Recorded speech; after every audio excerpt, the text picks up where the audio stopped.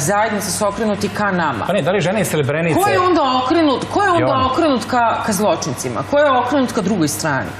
Čini mi se... Da li žene iz Srebrenice, koje imaju sve medije sveta na raspolaganju, govore o zločinima počinjenim nad Srpkinjama u tom istom ratu? Ne, pitam čoveka. Nije na vezi. Da li... Ne, više na vezi. Pa ne, to je cela tajna priče.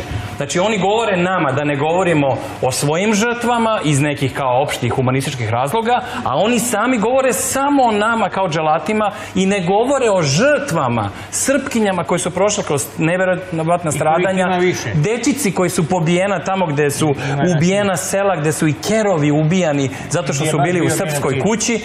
O tome ne govore. One koji imaju, zato njihovo stradanje ne mogu da tumačim na ljudski način, nego na propagandni način. Jer kad neko strada, on zna šta je stradanje, ali on zna šta je i stradanje druge strane. Znači, ako oni imaju mikrofon, one mogu da kažu da su i Srpkinje stradale i da onda zaista naprave humanističku priču o stradanju žena u ratu. O stradanju žena u ratu.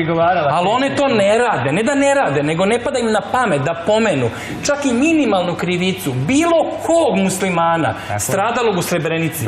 U zločinima nad srpskim stanovništvom, makar onog dela koji su ubijali decu, klali ljude, vadili oči, silovali, bezdušno sve uništavali, pa čak ubijali i svoje ako su bili u braku sa našim ljudima. Zašto ne pominju makar nekog zločinca, makar nekog ko je prešao sve granice i da pokažu time da nisu marketinški projekat i propagandna operacija protiv Srba? Kako vam se čini ovaj gledalac koji se javio? Ovaj gledalac, misli, ko zna kako se zove, ko zna odakle zove, zbog čega zove. Vi imate utisak da je Srbin iz Sarajeva?